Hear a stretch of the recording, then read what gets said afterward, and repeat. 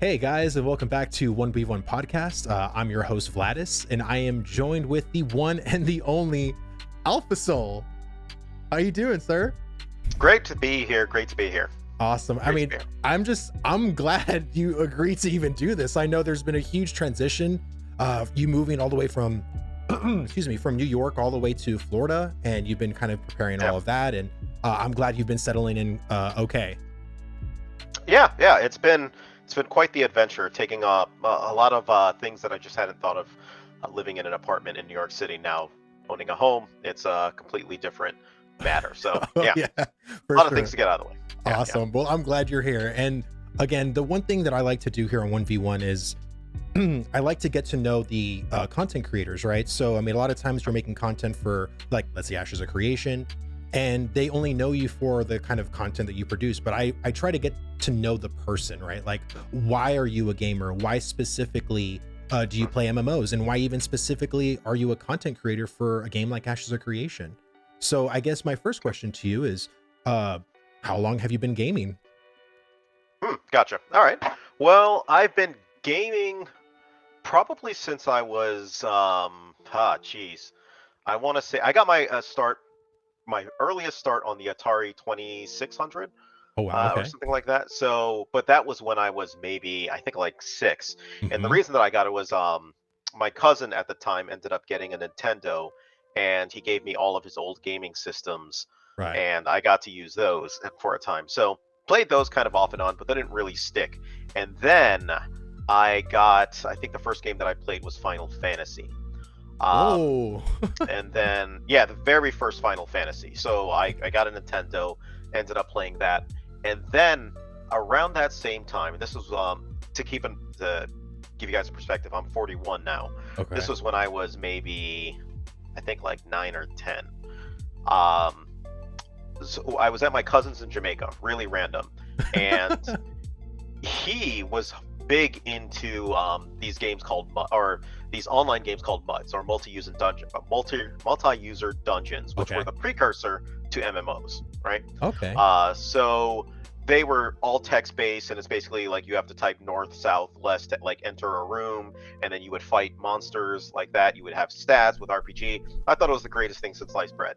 So my intro to MMOs, on the other hand, came a couple years later, probably when I was like 14, 15 or something like that. I heard of this company called Origin, who was making this game called Ultima Online, and it was supposed to be a graphical version of that, basically. And I thought that was the greatest thing ever. So I did my best. I think I had to pay to actually get into the beta. So they would send out a whole bunch of CDs. You would install it, and ever since then, I've been involved in online games. So Ultima Online was the very first one that I got online on. I never got into Meridian just because it was the price. I didn't want to pay that much for. But yeah. Wow. So that's a pretty. Because most of us are birthed from like Tetris, Super Mario, but your first gaming experience was actually an RPG. Final Fantasy of all things. That's pretty big. Because again, that's sort of already preparing you for an MMO, right? An MMO RPG. So how was your time in Ultima? Because I know with EverQuest 2, there was Ultima Online. How did that MMO experience kind of like form your perspective on the genre? So there's one aspect that I kind of left out from my early gaming experiences, and that it wasn't the first. So I also grew up in Korea, right?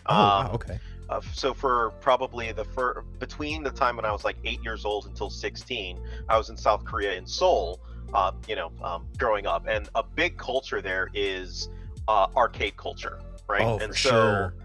Yeah. So Street Fighter was the very first game that I kind of got into, and that was basically my intro to PvP and why I got so ingrained within that world. Because the way that we're there is you sit down at the arcade, and you're right next to the person that you're playing, and you play, and if you win, you stay on. If you lose, and you get off, and you wait for the next person gets on. It's kind of like a line that you kind of goes through, right? So with that, getting involved into the PvP in Ultima Online and kind of going through that experience, that's where the two began to fuse, if you will. PvP love, and on top of that, the RPG aspect, it was just the perfect blend for me. So going involved with it. So yes, Yeah, that's kind of where it started. Sorry, what was your question? Original question again? Oh, yeah, I had a point with this. No, it's okay. It's just like how did you playing Ultima Online form your perspective on the MMO genre?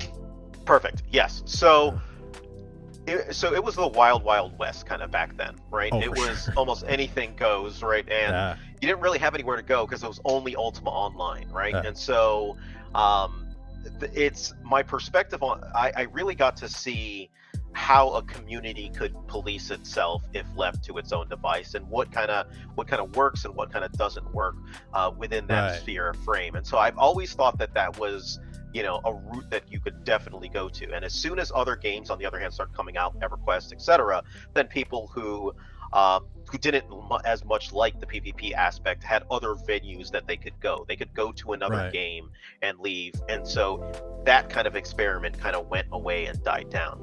But the seeds of that, how a community works if it's left to its own devices, was always kind of in my mind from that perspective. And I really loved that aspect and the community of it, because when I logged in, it was more than just logging into play the game. You were logging into a community. You knew Correct. which players were going to be where. You knew that, hey, Covetuous crew, they were by the Covetuous dungeon almost all the time, and their miners were somewhere around there. So there were kind of like areas that you could go hang out and understand that people were there, and you would come out and you would hang out with your friends basically as you came online, right? Right. And so it was more than just about playing the game. It was about being part of a community. And as the years have kind of faded along, MMOs have that's kind of fallen to the wayside, if you will, Right. which is kind of sad and disappointing. But hence leads me to one of the things that I'm hoping Ashes of Creation does well. But yeah. No, for sure. And that was really enlightening because I came from my first MMO experience truly was World of Warcraft. I played Final Fantasy 11 for 3 months, quit that to then play World of Warcraft in 2006 in October. And the community, it was the Wild West, but the servers, at least the server I was from, every guild leader were all in communication with each other. They had blacklists, ban lists. If you screwed someone over, you were done on your server. You weren't getting into groups, you weren't getting into guilds. So the self-policing in a lot of regards worked, because Yeah. if you weren't a good player, or you had a horrible attitude, or you ninja looted something, or whatever the case was, you were ipso facto dunzo on that server, and you either had to go on another server to start a whole new identity Yep. or Yep. something. And I do feel Yeah. like, especially in today's MMOs, right? Like everybody's been so non-policed, because now you have layers of servers that are all interconnected with each other. Is no server identity anymore. You can act however way you want to act with absolutely no repercussions. It's Yeah. it's horrible. I mean, honestly, like I played World of Warcraft for almost 16 years. I literally just quit last year in July. Oh Was wow. was Yeah. my final time playing World of Warcraft, and I'm probably never going to pick that game up again, because the company has different values compared to my own. They want to Okay. make the game differently than the way I would prefer Warcraft to be. And I have to stop kidding myself that I'm just not being catered to anymore. This is not the game that I should be playing anymore. And I feel like playing other MMOs, like I've been playing Lost Ark recently. I played Final Fantasy 14 off and on. I started that in Shadowbringers. And I just feel that a lot of the MMOs that we play nowadays are very much single player experiences with other people experiencing the same experiences. I don't know if that Yeah. makes any sense. Exactly. No, But that makes complete sense. Yeah. yeah, and I feel so disassociated and so isolated in that kind of world. And there's very limited content that you do that's group based. And usually the most group based stuff is like raids and dungeons. But now even dungeons are being automated, because now there's AI that you can just go inside the dungeons with, and you don't even need people.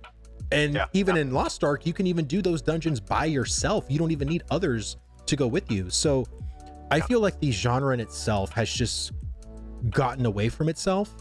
And so I guess my next question to you is, like, how did you find out about Ashes of Creation? Like, was it the Kickstarter that you found out about, or was it the Lazy Peon video, or? God, you know what? That's actually a really good question. I almost don't remember how I found out about Ashes of Creation. It was definitely through the Kickstarter. Oh, okay. Because I was a backer of the Kickstarter. Yeah, I was. I think I had started off at 500 level or something like that, Mm-hmm. and yeah, went from there. But how? Yeah, it may have been through. Actually, it might have been through somebody in our guild. Okay. Had tipped me off and basically said, "Hey, you should probably follow this game." I started, listening to it and following it, and then been following it ever since. So yeah, I had another. No offense to my buddy. He yeah. was on the Chronicles of Illyria train, and I'm sorry, he knows who he is. I'm sorry, bro, but and then he was also on Looking at Ashes at the same time, right? Because that was almost simultaneously happening around the same time period, right? 2016, 2017. Yeah. And he was more excited for Chronicles than he was for Ashes. But of course, we all know what Chronicles of Illyria are now. But I mean, right now, I feel like he found out because there was a buddy of his that told him the same thing. He was like, "Hey, I know you're about Chronicles of Illyria, but you should really check out this other project." And, I don't know if he got in on the ground floor. I think he did, but I don't think he ever upgraded or anything like that. I think he got in at the $500 as well. Okay. But I know you can always upgrade to go up to like the 15 or the 2500 or whatever package, especially for Phoenix Initiative, right? So I guess to me, like, what inspired you to like start actually making content? Did you start immediately, or was it Steven that sort of kind of like he brushed off his passion onto you to start making that content? You know what? Actually, I remember now how, because this directly leads to what started my content. Oh, okay, so perfect. I used to, so in the beginning, we talked about how I live in New York and have been, for X amount of years before I came to Tampa. One of the things that I used to do, I think this was when I was working at CVS Etna, but one of the things I used to do was walk to work. Right. And for those of you who don't know New York, I lived in downtown Brooklyn, and I would walk across the Brooklyn Bridge into Lower Manhattan and then walk up. So that was basically like an hour. Like I would make it my exercise to walk like an hour and 20 minutes to work every morning. Right. Jeez. But as a part of that, what I used to do was listen to podcasts. And so one of the podcasts that I listened to on the way was the Dungeon Crawler Network. And at the time, they followed, I think it was the other game that I was playing, Elder Scrolls. Elder Scrolls Online, right? All right. And so in one of those podcasts, they had mentioned that they were, this game, Ashes of Creation. And then I just started listening to it and going through it, ended up getting connected through them, and then ended up, creating my own channel off of it. Now, I created my own channel off of it just because I had experience doing it before. I had created a fragrance channel for a completely different reason. And gained a bunch of subscribers that way, just for the purpose of getting better at publicly speaking, so I could further my actual career. So awesome. So it was just kind of natural transition. Hey, I want to talk about content, or I want to talk about the games that I like and the games that I love, and so hence that's why I started creating videos on it. Awesome. Yeah.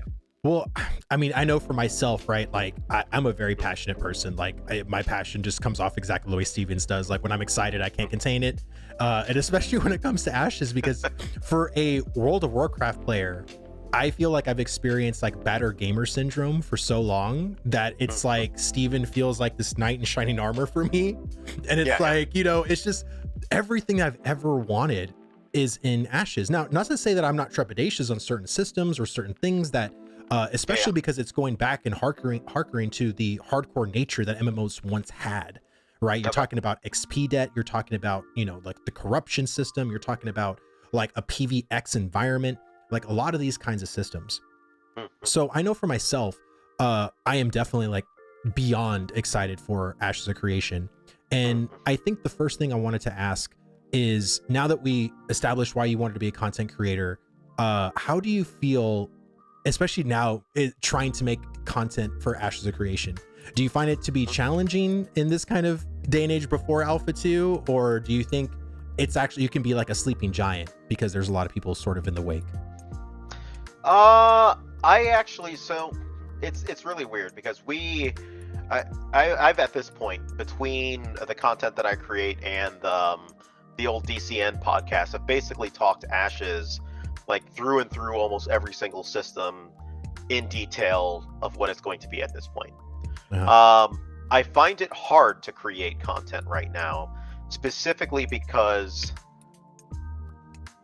the Ashes of Creation, in my opinion, is about to actually enter the hard part, right? Okay.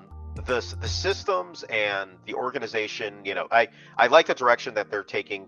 Obviously there's some of the systems maybe I'm not too crazy about, but at the end of the day, I really like the concept that they're doing. Hence the reason why I follow it so fervently. Of But course.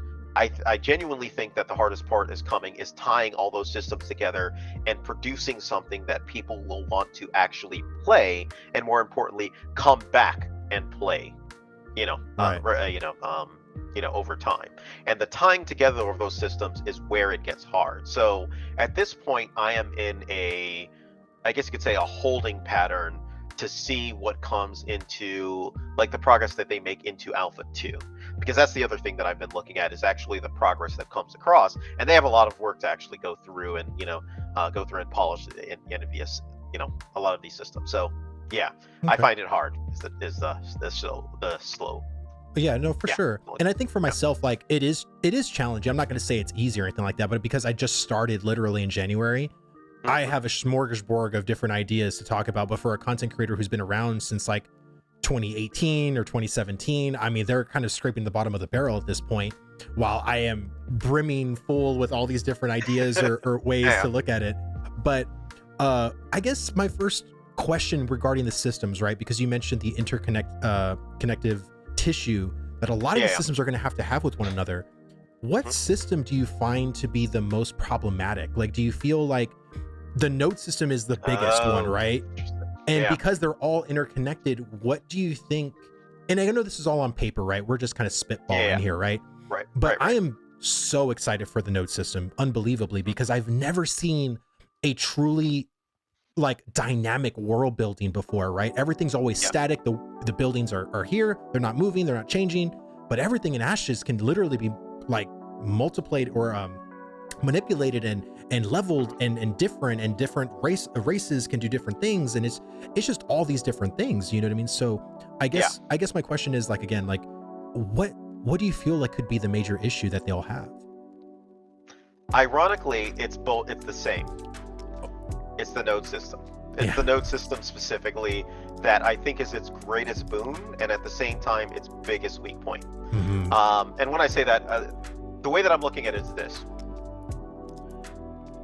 in the ideal scenario, the way the node system is described and how it's going to be designed is a truly awe-inspiring thing. It's a thing of world building, kind of to your point, where you can truly put your fingerprint on the world and alter it, and essentially have players create their own worlds, if you will, Hmm. right? Right. That to me is absolutely, and the difference between the nodes and how they interconnect is awe-inspiring. It is Yeah. absolutely fantastic. I That's awesome. love the idea on paper. Right. What it's once it gets into the hands of players, like, what I'm really curious of Hmm. is a dynamic. What happens when you have a losing node, right, in a war, right? Okay. um like, I understand the concept that one node's going to de-level, etc., Correct. and things like that. I'm curious to see how they're going to manage the response of the players, right? Right. So that it doesn't become, I guess you could say, a what I'm so let me put it this way. Sorry, I'm talking a lot around this, No, but it's fine, go ahead. I am expecting on each server just massive juggernauts of single, I guess you could say, nodes, Right. right? Where players flock and congregate to Right. because they have the most advantage in some way, shape, or form, Right. right? What I want to see, what I'm really curious of seeing is how the node system, I won't say rewards, but encourages players to flourish of all levels in terms of size, right? So that Correct. those small nodes aren't abandoned, at the drop of a hat, because you can zerg together and pull together, and be more effective that way, right? Right. There's been some talk about different advantages for guilds depending on how big they get and how they spend points, but we'll see when the push comes to play on that, how it actually plays out with the player base, right? Yeah. Yeah. And I think for me, like, my number one worry is the meta that could possibly occur, right? Because everyone's so YouTube minded now, Googling everything and just seeing like, oh, this content creator says that this metropolis at this particular location is just what we need. And then every single server is just replicating that same dynamic, that same pattern. And it's not really as dynamic as we thought. That's my number one fear, is we're going to have this meta mindset when it comes to what nodes we need to raise up, in what order, and what things. And I think what Steven and the rest of the Intrepid team is to not truly make one thing better than the other. That because I would not mind a war happening because there's a half of that server that believes a scientific node is more valuable than a divine node. And vice versa, right? They think the divine node is more valuable, than the scientific node. So there's this war or this kind of XP, oh, we got to really work hard to beat them at the XP. So that way this one levels before the other one and we're locked out. That's what I hope happens, but it really just comes down to the actual player experience, which we all know. I mean, again, players are very unpredictable. I mean, look at the debacle. Did you play New World at all? Oh yeah. Okay. I was unable to talk about it because I worked at Amazon at the time. Oh no! Not in the gaming division though. I was not. So the New World division, they have a specific gaming division, and I was not in there. I was working in supply chain operations. Right. But as a consequence of that, though, I'm pretty sure that's why I got such early access and consistent access, kind of across the alphas and the betas basically for it. So I watched that whole debacle go down, and that was a thing of wonders basically. Well, so I have a buddy of mine too that actually works at Amazon, and he was telling me a lot that this was back before New World was even going to be created, and they were talking about the forcing of the lumberyard engine. Okay, yeah. And so a lot of developers were saying, do not make us use this engine. It is terrible. It's not going to work, and it's going to be super problematic. The bigwig said, screw it. We're going to use it. Suck it up. And it's been a nightmare ever since. Because a lot of times, a lot of those bugs, it's easy to figure out where the bugs are. It's hard to actually navigate it within the engine on the back end. That's what I've been told. And so that's why a lot of times it takes so long for certain bugs to be fixed. So it's one of those things where I really love the fact that Steven and Intrepid are using Unreal Engine 5, because so many people, especially with it now being updated to Unreal Engine 5, which we'll talk about a little bit later, but the fact that the system has been used so heavily through so many different developers, right? Like whether it's through Unreal Engine 3 or Unreal Engine 4, but it's been a tried and true system. Now, I think the only real thing, right, is can this work on a massive level? Because usually Unreal Engine projects are all like smaller games, smaller solo player games, but now we're going to be adding the MMO element. But when I look at some of these podcasts that the Unreal Engine team does on YouTube, they talk about a lot of integration using massive scale now. They're talking about massive things, and maybe it's because they've been working with Intrepid. Maybe it's because they've been thinking of MMOs lately and say like, well, why can't we make our engine feasible for MMOs? But to me, I get really excited about that. And I think the possibilities, especially how beautiful that engine looks. I mean, God, with the nanite and lumen technology, I mean, it looks really good. Yeah. What did you think of the Unreal Engine 5 presentation that Steven did? So I thought it was good, but I didn't have the same, I guess, jump that everyone else did, only because I'm expecting, I've been there since the beginning for, watching their, or playing their content and seeing it get better and better over time, right? So I've always thought that the Ashes of Creation content looked great, right? And even in the last Battle Royale, like I absolutely love the environment and around, and so it definitely is a jump, again, and it's looking like it's attempting to be like the top of the class in terms of graphical fidelity. But again, I'm still more focused on like what will wow me is when I see a system and how it's integrated. Because it was never in question to me while their graphical capabilities, and even for that matter, kind of the engine, I guess you could say, capabilities. So then moving to Unreal Engine 5, though, it is a positive because it means that they will always have in service, I guess you could say, their engine will always be within warranty or within service of Unreal, and they'll be able to get help for any issue that they can for it. So that was definitely positive. Yeah. Okay. And so I guess I just want to talk about some other things, right? So there's so many interconnected systems, right? So I just did my latest video was on the Caravan system. That is possibly, other than the nodes, the one system I am so excited for, because economy is going to be absolutely huge in this game. I believe it's going to be the actual beating heart of Ashes of Creation, more so than the node system, because the whole game and what you do from an individual to a massive macro scale, all is with gear, gatherables, travel, all of that is going to be super important. So I guess let me just ask you straight out, like, how do you feel about the profession system, or just the economy that Steven has tried to cultivate for Ashes? I think it's good. I like it. I think the positive aspect of the system is that, one, it's varied.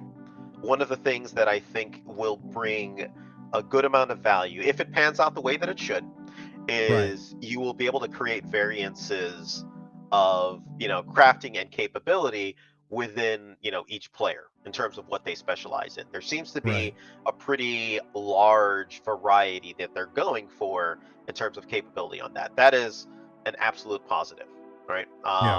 Encouraging commerce and trade, again, absolute positive. Encouraging, scarcity of materials and where you can get said materials.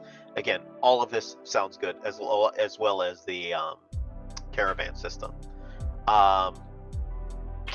From that aspect, I've got no qualms on that. I think they're going in a great direction on it. Let's see how there was one aspect that I'm curious of. They had originally hired an economist to help them with their node system, or with like the economics, I guess you could say, of the game. I'm curious to see if I should remember to ask Steven this, if they had retained him, or what actually happened to this person, or if they're bringing him back at a later date. And which may make sense now that I come to think of it.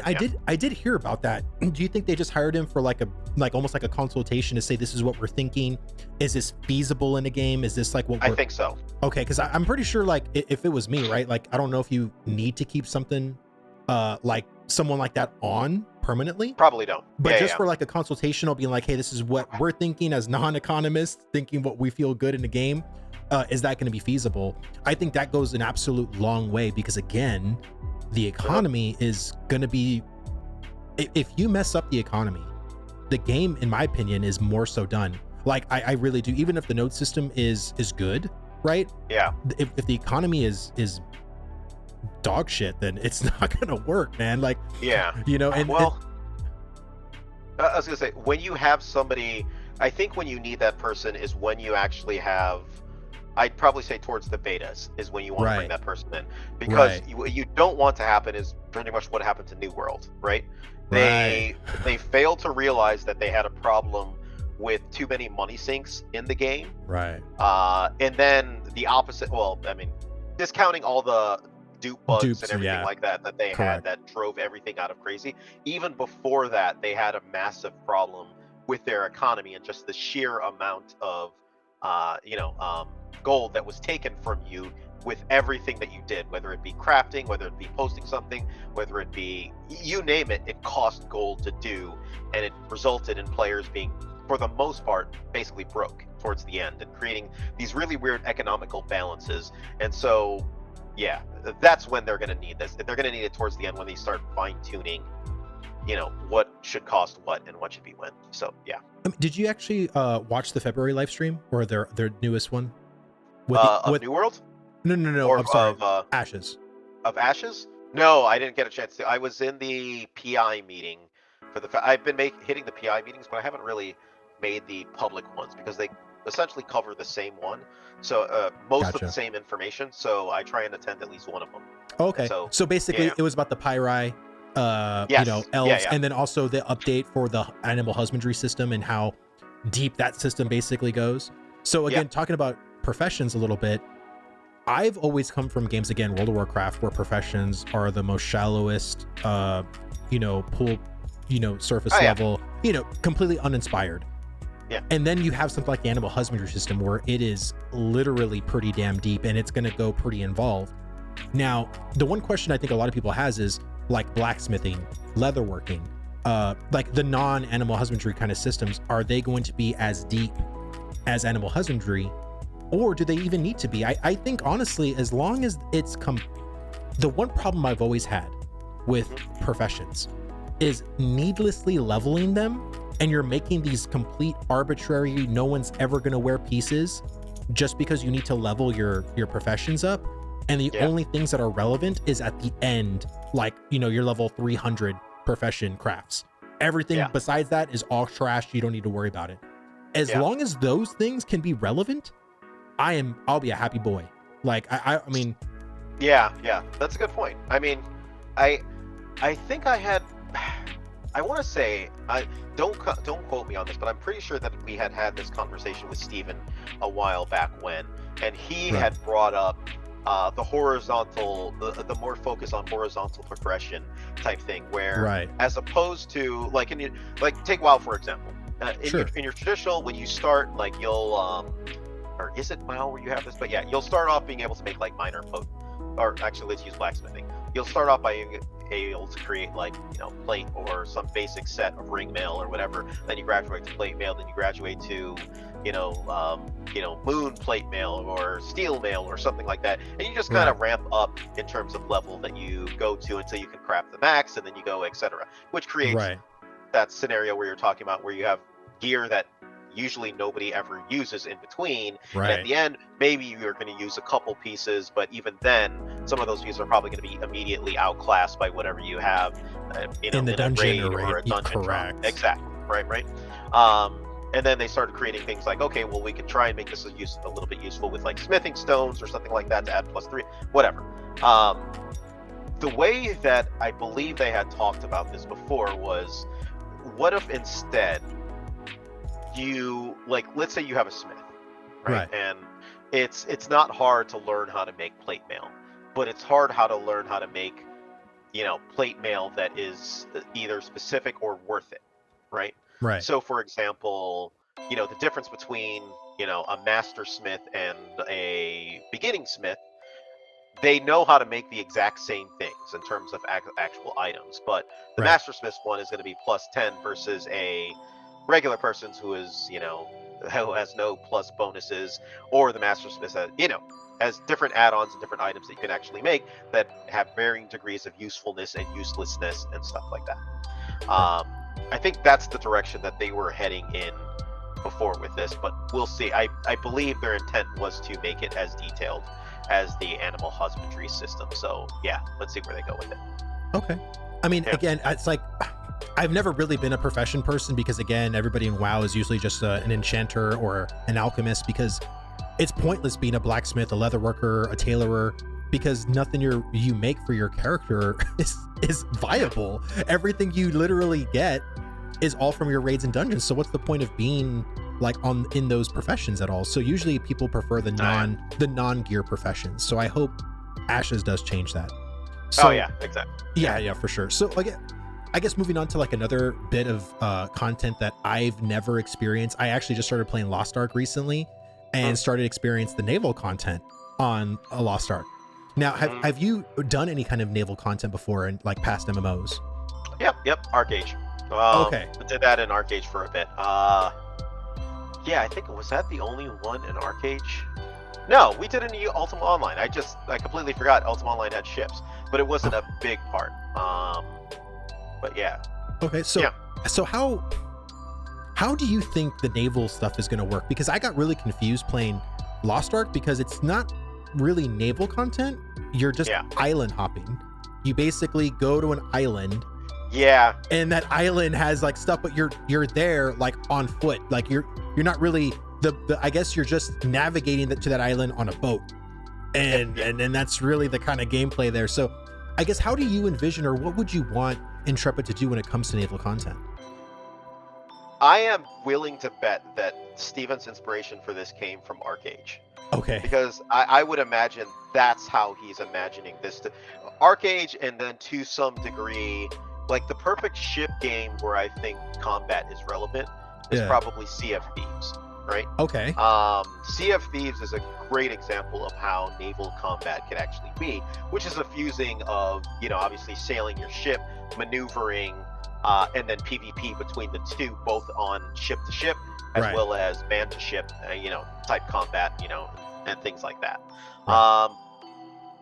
So it's hard to explain outside of like if I was just to guess, it's going to be very similar to Arcage in terms of how he's envisioning that ship content, because that's how um, that was a pretty good MMO representation of it, Okay. right? Um, yeah, that's what I would venture. Okay, so because I've never played Arcage, so if you can just give us like a Okay. little description of like the kind of content that Arcage provided for the naval system. So think of being able to extend. Okay, so this is actually a perfect example, especially with the trade system, right? Right. So there were different packs and trade packs that you could actually have, right? All right. And let's say you were to take a trade pack, put it together or buy it within, or let's keep it simple. Let's say you bought a trade pack within New York City and you wanted to take it to Jersey and sell it. Okay. Right? You could do that and you could sell it. You might get a profit of say 10 gold. But if you were to take that same pack and take it over to London, right, and Right. sell it, you might get 500 gold, right? Right. Okay. So what people would do is you would have ships basically where you could load up your ship and basically take a whole bunch of packs and throw them on the ship, and then take your ship, sail it over to London, and then sell all those packs for a massive amount of profit, right? Okay. But whenever you have packs, you could actually be attacked by other players, right? And other ships.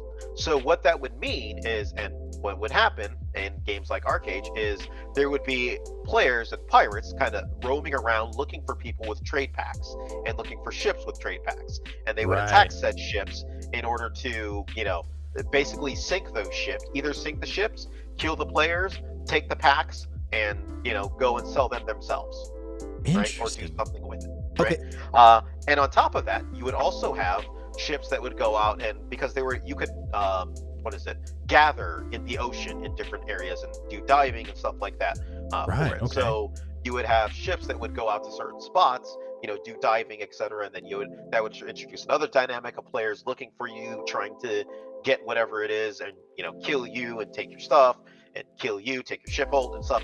Yeah, all that stuff. So that's kind of how I'm envisioning this to be. That's kind of how it was in Arcade, and how I expect it to be in Ashes of Creation, with the emphasis on caravans and trade routes. So yeah. Wow. Okay. So correct me if I'm wrong, but there are sea monsters in Arcade, right? Yeah. There are sea monsters as well too.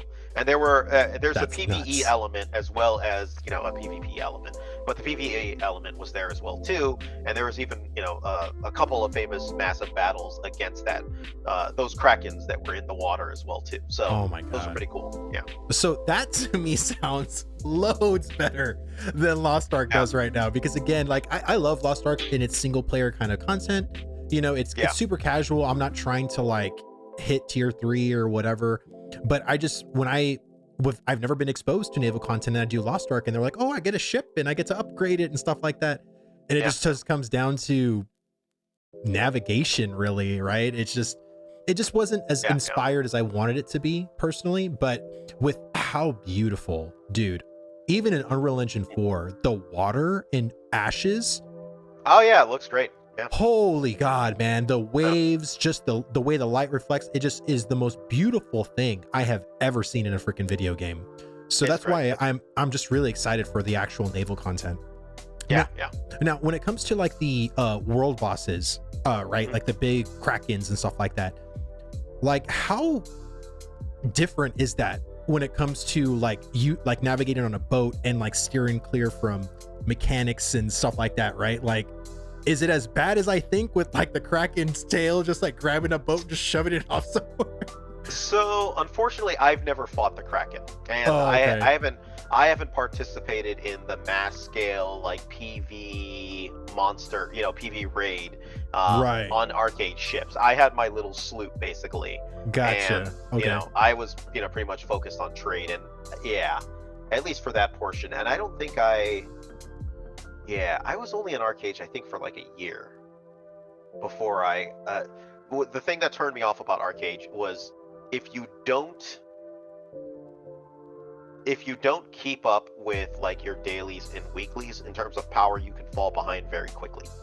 So Mm, there's a big element of you need to do your dailies to stay competitive.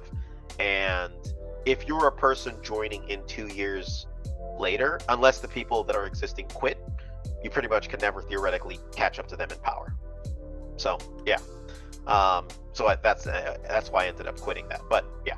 so I mean, I really understand how you feel, because again, in World of Warcraft, it's the daily and the weekly grind that if you skip out, you're gonna be less powerful than the people that are doing it every day. And if the game, basically, they say incentivizes, but I consider it more of a forcing to play every day. And there's times you have work, there's times where you don't want to play anything, there's times you want to spend time with your family. Like, and Yeah, I mean, correct me if I'm wrong, but is Ashes of Creation gonna have daily, like, mandatory content, or is Steven gonna stray away from that? So the comments that they have been making about this is they're going to have it, but it's not going to be the same requirement as and I trust him when he says this. It's not going to be the same requirement that you see in other games, specifically like arcades, right? Because he is aware of that dynamic within it and with dailies. Right. Now, again, say I mean anything could actually change before the end, but I don't believe Right. their intent is to have it as that same daily grind, if you will, for it. So yeah. Okay. So we'll see where they end up with that. I mean, and again, Alpha 2 can definitely change a lot of things. I feel like Steven, again, him putting in all the money he's put into this game, I doubt he'll ever self-sabotage his own game, Yeah. especially in things that he felt completely unsatisfied with. But I guess that kind of leads me into my next thing, right? And we kind of talked about it a little bit already, but do you feel like Ashes is going to be almost mandatory to group up with people? Because I feel like I'm down for that. You know what I mean? Like, Hmm. people always think of games like Final Fantasy 11, where after level 10, you basically had to be in a group to do any kind of content, because there was things Right. you just could not do by yourself. And if you did, it was certain death. So Yeah. I think with the PvX kind of environment, oh, I guess I'll let you answer it first and I'll kind of retort. But do you feel like the game Mm. is forcing people to constantly play with others? So that's the $1 million question, and that's one of the things Right. why I keep mentioning that they're not at the hard part yet, because Right. I think the official tally is that yes, they want to encourage grouping. In most of these cases, they've said that hey, you're going to be able to solo, but uh, the way that I've interpreted that is that it's going to be a group heavy game in terms of Right. the major things that you can get accomplished, right? And that Right. they want to hark back to the days of finding a party, getting together a party, putting together a party, and going and doing what you have, right? Right. The reality, though, is one, as you've mentioned, not everyone feels like grouping together at every single point, right? Right. Even back in some of the old school games like Ultima Online, I didn't group together every single day. There were some days that I got on and was just like, all right, you know what? I need a little money, so I'm going to go ahead and mine or tailor some certs or do something and just chat around by the Right. bank and then go do something, right?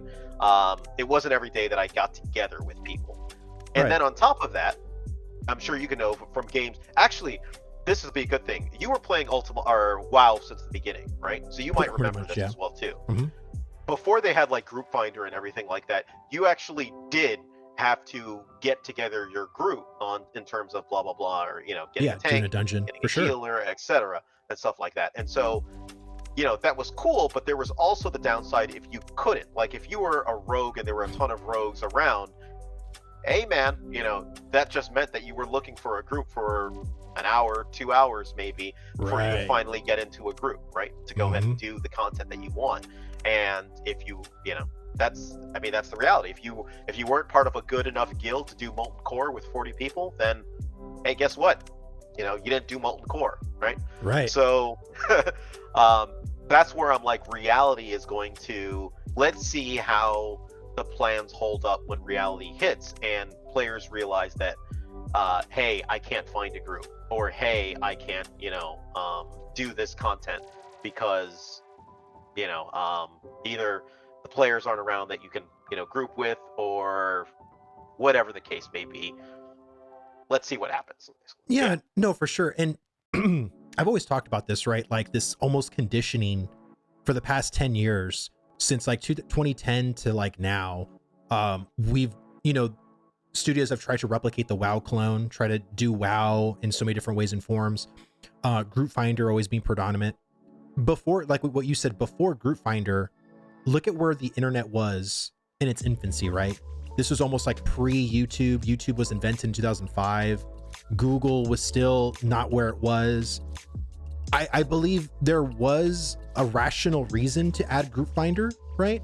To help people facilitate groups better. But we're in 2022 now, bro.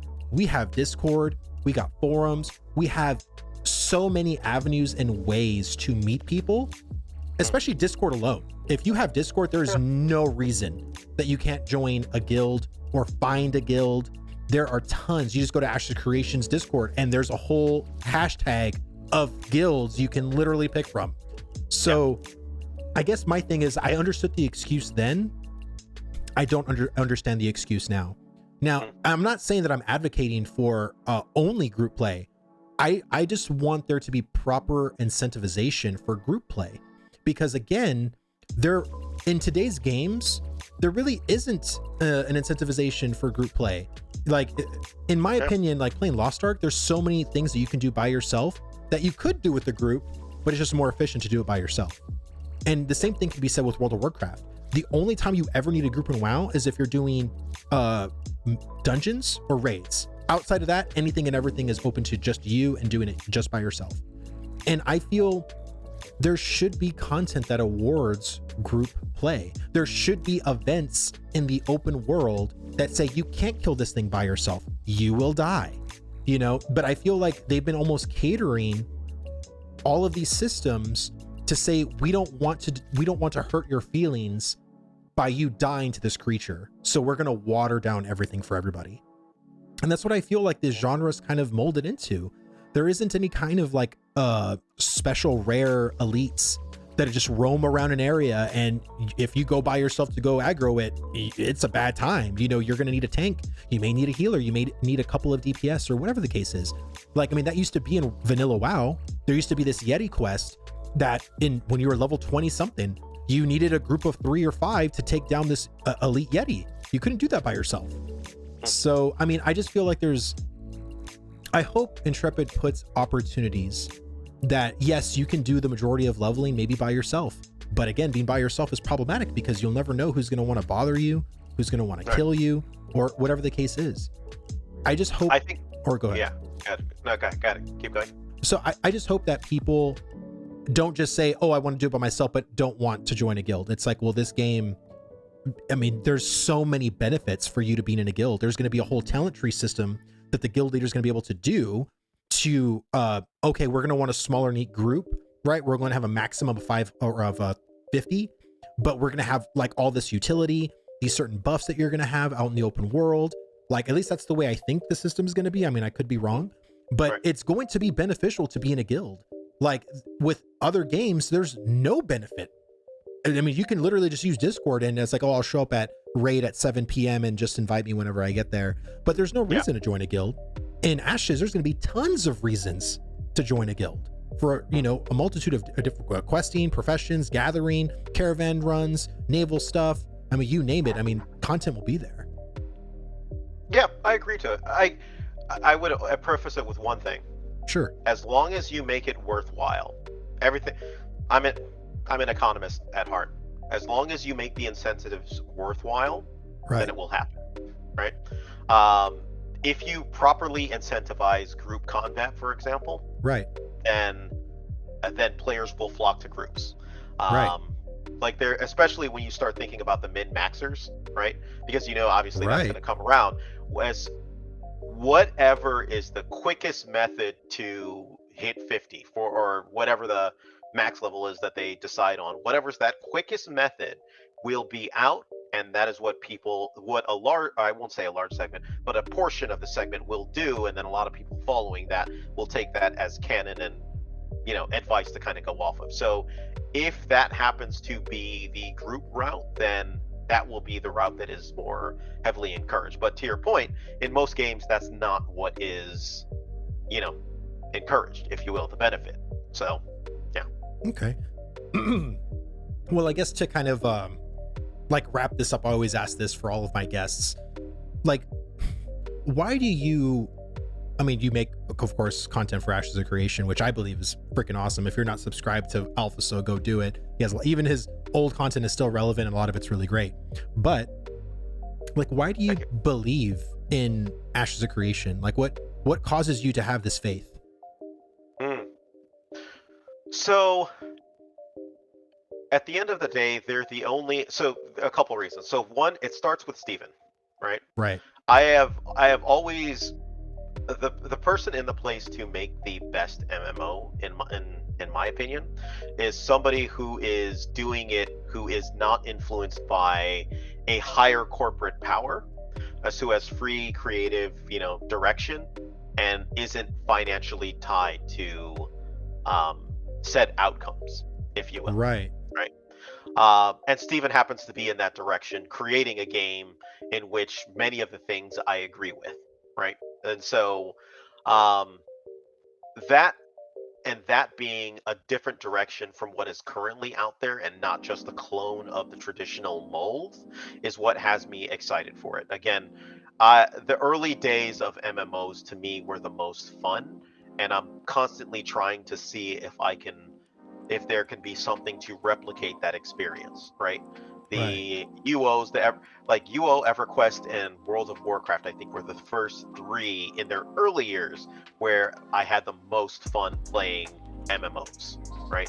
And since then, I'm trying to look for some parallels between it, and it's a group aspect, it's more consequence for one's action, it's taking and community for that, and so those three things I think are being pushed, if you will, with Ashes of Creation, and that's why I genuinely am rooting for them and hope they pull it off. Right. I mean, in 2020, whenever I saw the Lazy Peon video, I was absolutely flabbergasted at that video and all of the features that are in Ashes. I think that video now has almost 3 million views. It's really staggering how crazy that video blew up. But the thing that I admire personally from Steven is the fact that he doesn't stray from his overall vision. And I always think of Yoshi P from Final Fantasy XIV. He inherited a shit show. Let's just be honest. He wasn't the game designer for the original launch. He inherited this mess. 2 years later, they made a Realm Reborn, right? Off of what they just did. And since then, he's done multiple interviews and everything like that. But the one thing is that he knew deep down what the identity, the DNA of Final Fantasy needed to be. And he's kept up with that vision. Has the game changed? Absolutely. But it hasn't changed to the degree of, let's say, World of Warcraft, where it's almost unrecognizable compared to its original state. Final Fantasy still feels like Final Fantasy. Yeah. And a lot of the things that made Final Fantasy great are still great today. They haven't changed really in a lot of its systems because, again, the DNA, the core of what makes Final Fantasy is still there. And it's because of that visionary, it's because he knows and he actually plays his own game, unlike other developers that don't play their game. That's why I'm really excited about Intrepid, and specifically Steven, because this is a game, and he's said this so many times, this is a game that I'm creating because I want to play it. I gave up playing MMOs because none of the MMOs are catering to what I want or feel like what I am wanting from the genre. So I'm going to create my own. And that's what I feel like for me, man, if I was a multimillionaire, I would have done exactly what Steven done. Seriously, because I feel like the MMO genre, or just the MMO community in general, has been hurting for so long, and all we get are these duds. We have this new world. I'm sure you were testing that, you said, right? And feeling like your feedback wasn't being listened to. The same bugs for months, still there, no changes, no communication. And yet you have Intrepid, who's doing weekly or monthly updates, and also has this, the Phoenix initiative that's also giving, updates, and I know all that stuff is under NDA, but still, I love the fact that he's willing to have that open dialogue every month. And again, like you said, things are really going to start shifting. Well, not shifting, but I think it's going to get real when Alpha 2 starts. And then you have these people playing these systems and then saying, Steven, like, this system isn't working. Like, is Steven going to listen to that feedback, or is he going to stay true to his vision? Like, that's what I'm very curious about. And you probably know him way better because you've spoken to him. But I mean, how do you feel he'll respond to that? Like, if certain systems aren't what he thought it was going to be from players? My feedback of him is pretty positive at this point. He seems to be pretty open to change when applicable. Right. For sure. I think I think the way that you summed him up is pretty good. He's got a compass and a vision for what he wants Ashes of Creation to be, and it's kind of along the line of that compass that is there, but it doesn't mean that he's immutable to change. There's been a couple things I think that they changed based on feedback, so I think that's I've got really nothing but positive things to say there, and I think he's, for sure, he's got his head on right. Right. Okay, so one last little bonus question, since this is the question we get constantly, and I'm sure by me saying that you already know what I'm going to ask. When do you think Alpha 2 is going to launch? Oh, Alpha 2. I thought you were going to say Ashes of Creation. Oh, no. Let's start with Alpha 2 first. Alpha 2. Jeez. God. Let's see. I would say, when is Alpha 2? I'm probably going to say first quarter 2023. Wow. Are you serious? You don't think so? This whole year is going to be another just development year? I think so. Wow. Okay. Best case scenario, Q4 of this year. Wow. Okay. So my prediction has always been summer. I've always thought that internally they've had summer because of how successful it was for them last year in 2021. Yeah. I think they've been sort of gearing up for the summer. Now, maybe internally they kind of shifted that. Maybe the UE5 transition negated that. I think a third quarter launch would be just fine, in my opinion. But I really do think with how, and there's really not a lot happening. I think ESO has their expansion in the summer, but outside of that, literally, like, there's nothing happening. And I mean, no offense to the ESO players, but ESO is kind of small in comparison to a lot of the other MMOs. Like, I mean, and Ashes would have a complete playground on Twitch, because I mean, we all know from last year how huge Ashes was in the summer on Twitch. I mean, it was the biggest game that was being streamed. So I feel like summer is definitely a goal for them, but it really just comes down to, and this is the one thing I've been telling other content creators, is this next couple of months is going to be very telling. If we don't get, like, they've already like pushed off the character creator, we didn't get to see combat. And I hope next month they show us the character creator, and I hope they also show us their updated combat, because again, we need to get feedback on that. I think that's kind of important to see if their direction that they chose to go in was actually the correct one, and to see how the animations are, the sounds, all of that stuff. Do you feel in agreement with that? No, I'm 100% in agreement with that, and it's that plus a couple of other things that you've mentioned is why I don't think it's going to be ready for the summer. Yeah, and I could be wrong. Totally wrong. I guess that's just the hopium in me, right? Just trying to... Yeah. Now, the one caveat that I would suspect that they may go the route, and it's what I consider the cheating route. It's like, it's starting Alpha 2 with like one system, right? And not having, when we say, when do I think Alpha 2 is going to be ready, I'm talking about their core systems that they mean to test for Alpha 2 online and ready to test. Functional. Basically. Correct. Exactly. Because they pulled something like this in the past where they're like, hey, we're doing, I think what was it, Alpha 1? Like the very beginning of Alpha 1, and it was really just a test of, I think it was the siege system, or I forgot what it was. There's kind of finagling on that. Yeah. There's a kind of finagling on stuff like that. So I'm talking, I mean all of their core systems that they have scheduled for Alpha 2, we test with an Alpha 2, and not this kind of like slow, and they could do just like a slow rollout, if you will, of, hey, we're going to test, the Caravan System again, or part 2 of the Caravan System, or etc., or the character creation. I don't know. There's a couple of routes they can go, but so and especially with spot testing, right? They did say that they were going to do spot testing. Of course, we don't know when that's going to be. I mean, that could definitely happen in the summer, or it could happen next month. I don't know. I mean, it really just comes down to how far they are in a certain system that they're willing to show off. If they want specific feedback for a certain thing that they're saying, hey, we're going to open up spot testing for these next 2 weeks, and we only want you to test this thing because we want to make sure it's good for Alpha 2. I hope that honestly happens sooner than later, because I think player feedback can only help. And there's only so much internal things you can do. You know what I'm saying? Like, and I feel like the internal feedback has been enough. I think we need to really get like the community feedback on these systems. Yeah, that's fair. Yeah. Cool. Well, Alpha, dude, thank you so much for chatting with me. I know you've been super busy. You've been, not doing the content creation soon, but I hope you get back at it, man. I really, really enjoyed your content. And I got referred to you by Zillan. Zillan's a good buddy of mine. And he said, go watch Alpha Soul, go watch his content. I did. And like I said, I can't wait for you to come back to the community space. Cool. Thank you, man. I really appreciate it. Yeah. Awesome. Well, guys, thank you so much. I hope you liked this video. If so, give it a thumbs up. Like I said, my name is Vlhadus. I will see you guys in the next 1v1 soon. Take care, guys.